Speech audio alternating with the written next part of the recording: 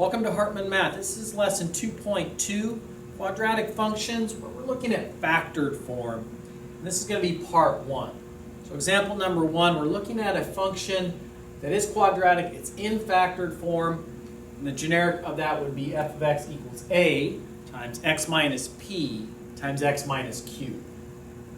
So in this case, the first thing for us to identify would be the a value. What number is kind of missing here? It would be an invisible 1.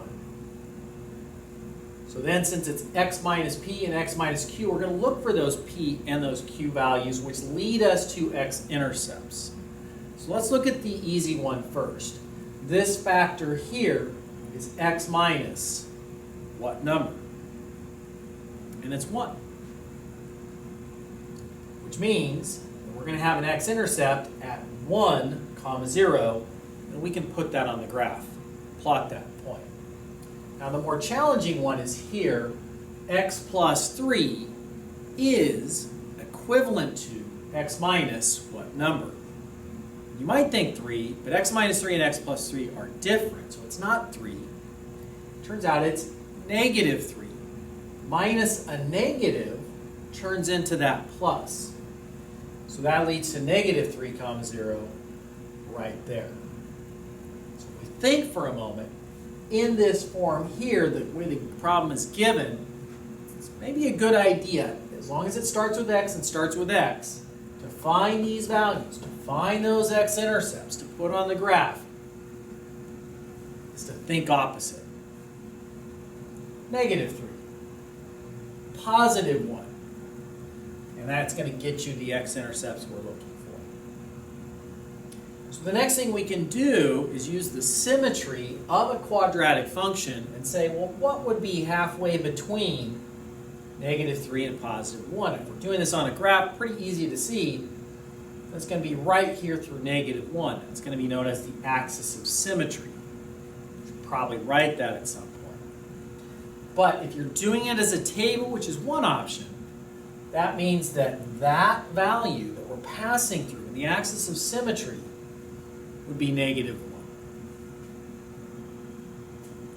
So if we're doing table of values, then we can set up the rest of it to be right around negative 1, like just a little bit left of that, negative 2, negative 3, and so on.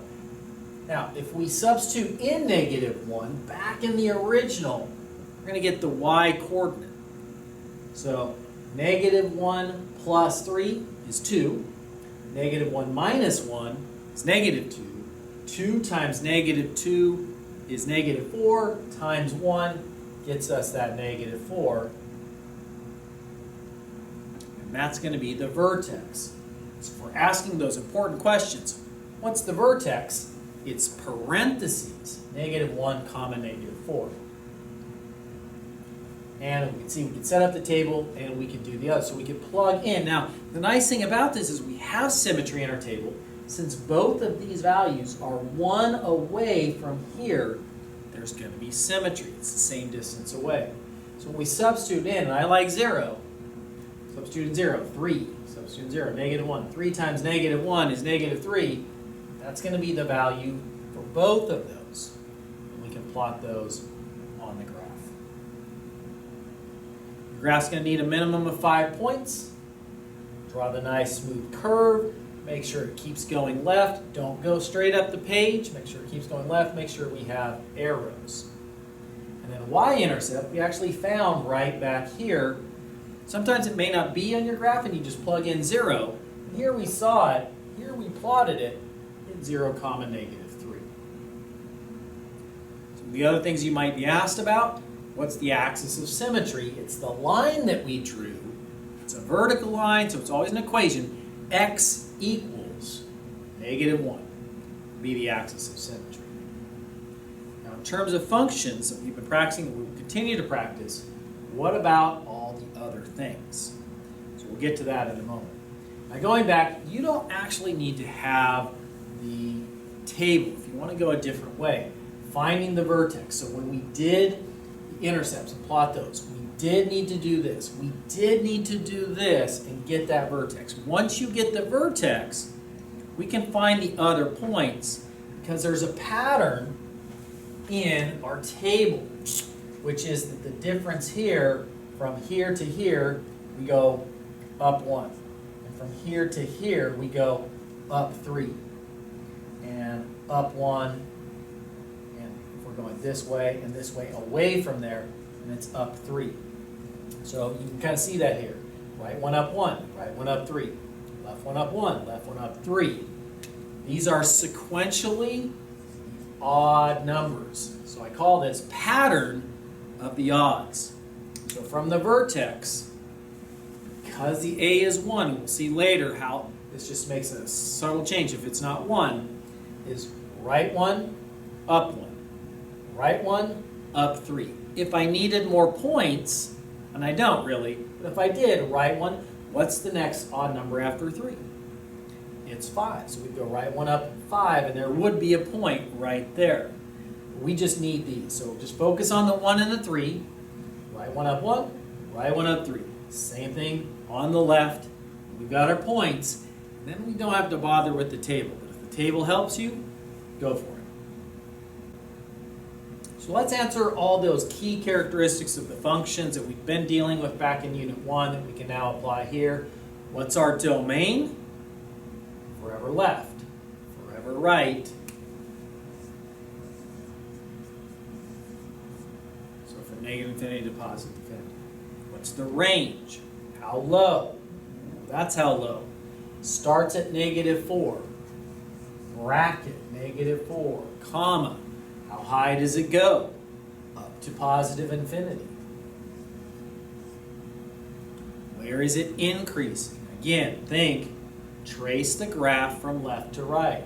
Going down, down, down, down, down, down, up, up, up, up, up. So it started to increase right here at an x-coordinate of -1. And it always was increasing after that, forever to the right. Decreasing. Where was it decreasing? It was decreasing here. Where did it start decreasing? That way forever, negative infinity. Where did it stop going down? Right there at -1. Where is it positive? Where is it above? Right here. From negative infinity all the way to, oh, right there is where we hit the x-axis, so until we get to -3, parentheses, because it has to be above. At -3, it would be on. But also over here, starting here. This is positive, this is above, starting at 1, going right forever.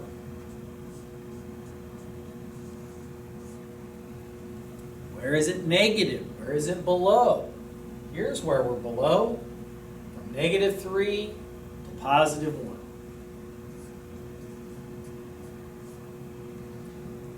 As x goes to positive infinity, where is the function going? So as we go right, right, right on the graph, where are we headed? Positive infinity. As x goes to negative infinity, going left forever, left, left, left. We're also going up. So what you're going to see in quadratic functions is that like this, like our parent function, f of x equals x squared that we've looked at before, it's either going to look like this or flipped upside down like this. So these two, for a quadratic function, they have to match. They have to be the same, either both positive infinity, or if it's flipped upside down, both negative infinity. All right, do we have a min or do we have a max? Well, do we have a highest value or do we have a lowest value? We have a lowest value right here. Value is the y-coordinate, -4. It happens at x equals what x-coordinate? -1. Okay? You're also going to see if we had listed the vertex being, back from our table, -1, -4, both those values are represented. That's how we want to say that. Example number 2, g of x equals 1/2 times x plus 1 times x minus 5. We already see the a already there, so we've got that. And it might even be easier to think of that in terms of a decimal. It is exactly 0.5, so we can use that. So again, think for a moment. X plus 1 becomes x minus what number? You can think opposite. So that's going to be negative 1 there, and there, and there. Over here, x minus 5 is x minus what number? Think opposite. X minus 5. So 5 comma 0. 5 comma 0. Next, we want to find the middle. We want to find the axis of symmetry. Halfway between those puts us at positive 2. So if we were going to do a table, we put 2 as the middle x value. Well, let's plug that in. Okay? Again, you might think of this as 0.5. So 2 plus 1 is 3. 2 minus 5 is negative 3. Multiply those together, you get negative 9. So 3 times negative 3 is negative 9. Multiply by 0.5, you're going to get negative 4.5. So that's going to go right there. So if we were going to do a table, we definitely want to use these because we already know those values. And we could either use 1 and 3 because they're equally spaced from the 2, or we could use 0 and 4. Either one, if you want to do the table. I'm not sure I'm going to bother going into the table. I'm going to try to use my pattern of the odds. Remember our odd numbers, 1 and 3. But this time, because our a value is not 1, we're going to need to multiply those a values by half, or 0.5. So instead of going right 1 up 1, we're going to go right 1 up 1 times 0.5. 1 times 0.5 is 0.5, or a half.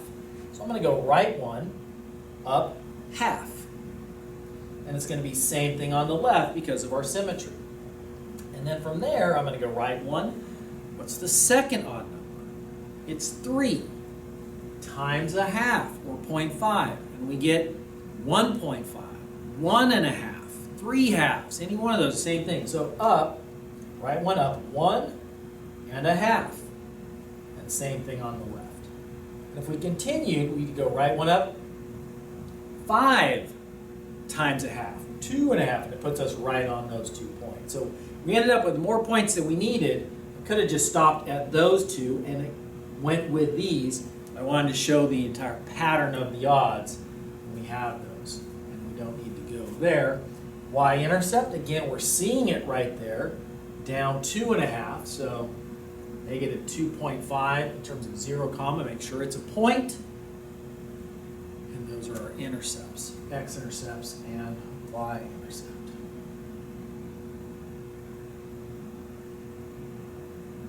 Example number 3. It's a little different, h of x. But this is, although it looks a little different, it is in factored form. It's already factored. It's also in, we call it intercept form as well. So let's kind of take a look. We've got our a value right there, just a number, negative 2 times x minus and x minus. So if we do the easy one first, that's right here. That goes to there. What goes here? Opposite, it's 2. 2 comma 0. 2 comma 0. This one's a little bit trickier. It comes right from here, just the x. X is the same thing as x minus what number? It's 0. X is the same thing as x minus 0. So good idea that you come to grips and you know that when we have a factor of x that's kind of by itself as a factor, as a multiplier, that's going to mean that we're going to have an x-intercept at 0 comma 0. 0. Once we have those, draw the axis of symmetry down the middle. The value is 1. If you're doing a table, that's your middle x. Plug it in to find the y-coordinate, the function value. Plug in a 1, plug in a 1. 1 minus 2 is negative 1.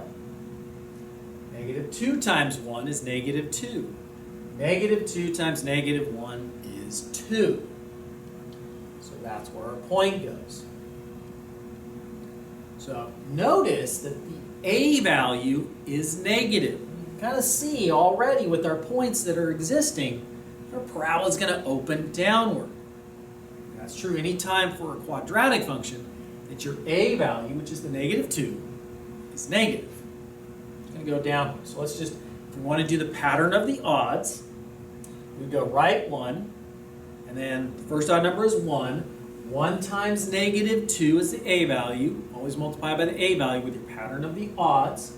1 times negative 2 is negative 2. So go down 2. Now go right 1. What was the second odd number? It was 3. Multiply that by negative 2. You get negative 6. So right 1 down 6. 1, 2, 3, 4, 5, 6.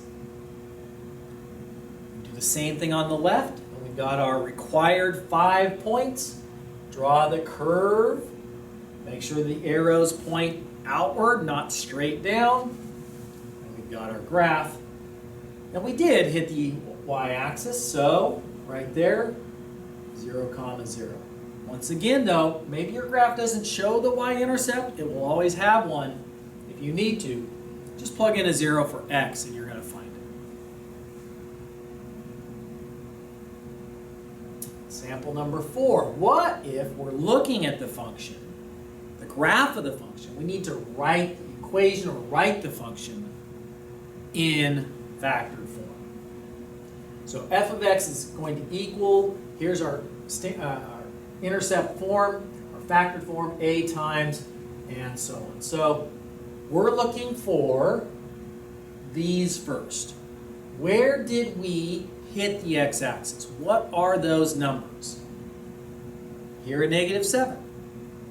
Here at negative 3.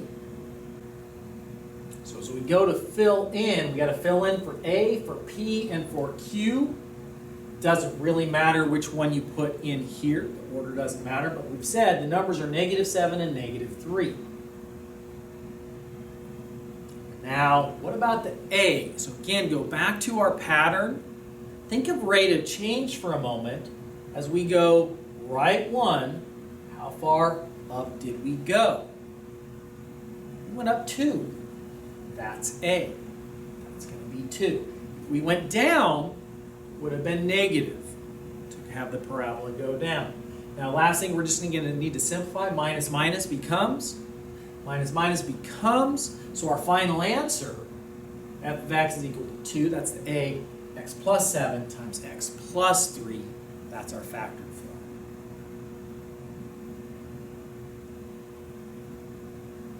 Our last one that we'll look at today is just some practice factoring. Example number 5, factor out the greatest common factor from our function p of x.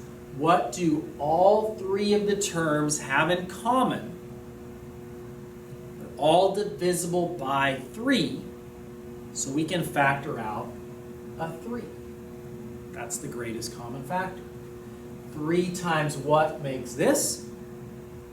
X squared. 3 times what makes this? 5x. And lastly, 3 times what makes this? Negative 8. Answer.